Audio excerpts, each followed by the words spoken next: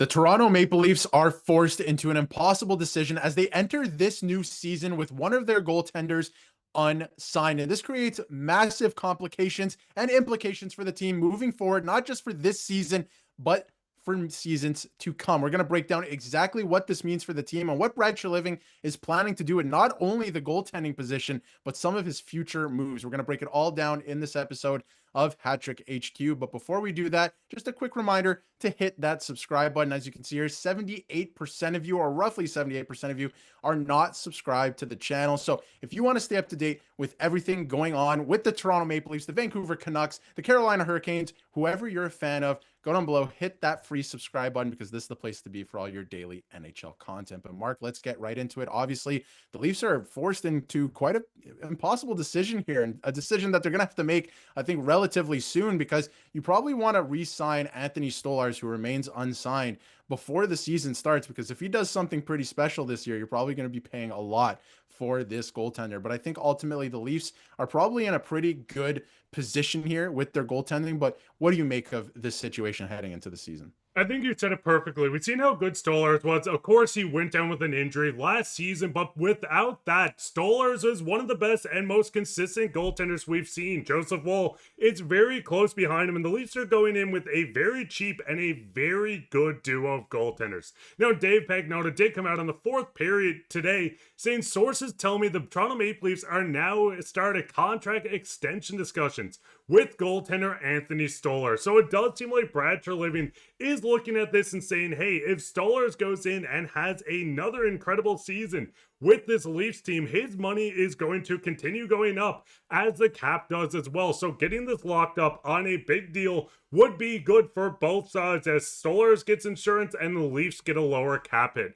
Now, Scotia Stack did come out with their projection. Shout out to them. Check out all their work as well on a 4-year, $5.5 million deal. This would lock both goaltenders up for the next 3 seasons. You get 2 more out of Anthony Stolarz, or even more. But the big thing is this would lock both goaltenders up for the next 3 seasons under $10 million. I mean, Darius, looking at this, we know how good Stolarz was. We know how good Joseph Woll was going in as well. But do you think if the Leafs can lock them up for under $10 million on this extended period of time, they would never have to worry about a goaltending duo for the foreseeable future?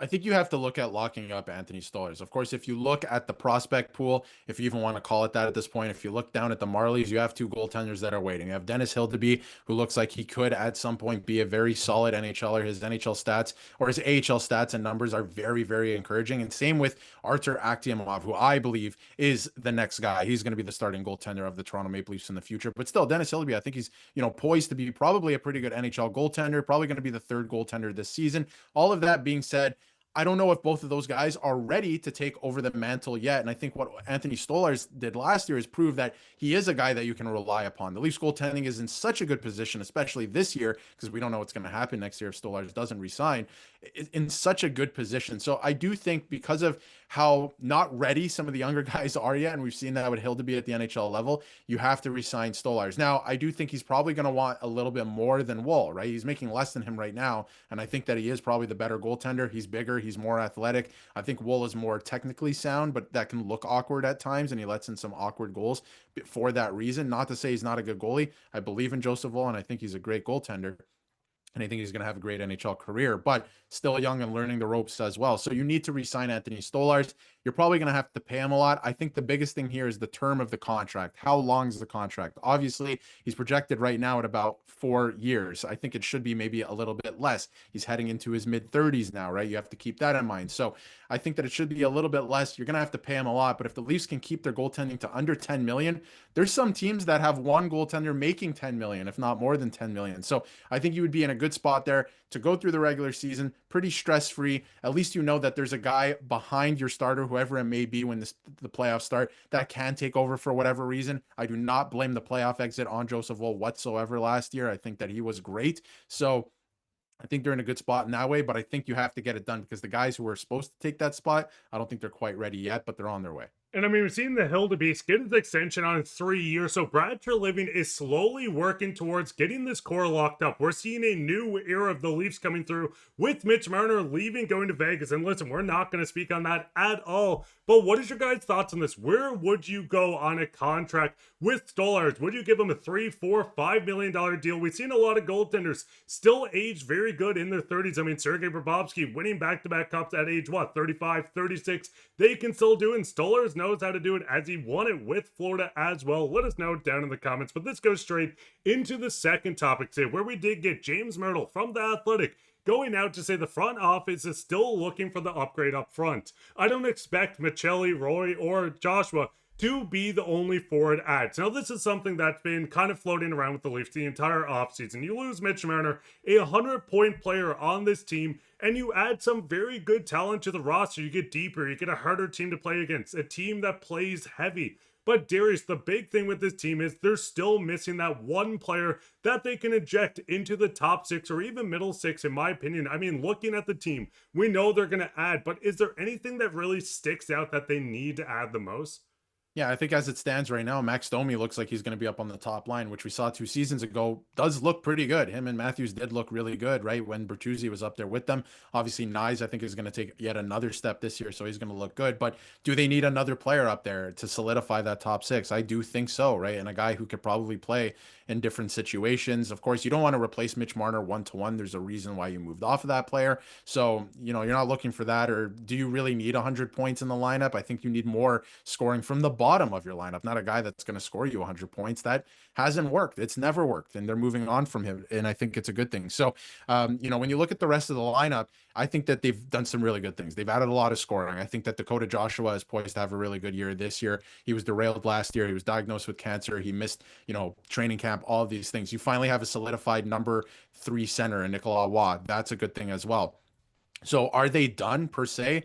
I'm not so sure, right? There's also rumors right now, and it's not even really a rumor. Darren Ferris essentially leaked it, that they are talking to Matt Grzelcyk right now, that they're in active conversations with him. So they're trying to add on the back end too. Grzelcyk's going to command a lot of money in that way. They would have to move money out. They can do that by moving off of Jarnkrok and Kampf, but that's been, proven to be a little challenging this summer. So it's going to be interesting to see how they move money out. But I do think that they're one more piece in the top six, middle six, whatever you want to call it, away at this point from really, really contending and being a top team in the league. But make no mistake about it, I think this team is as good as they were last year, if not better, because now they have more scoring and more depth throughout their lineup and more guys in defined roles. And I think that's the biggest thing. It's a deeper team. We know a lot of the Leafs teams are going in with a core four. 4 guys are the only ones that should be producing when you looked at the other teams. And a lot of times, some of them got afraid when games 3, 4, 5, 6, and 7 came around. And I'm not going to say his name, but we know who we're talking about. The big thing with this Leafs team, they're kind of low on cap space, just under $2 million.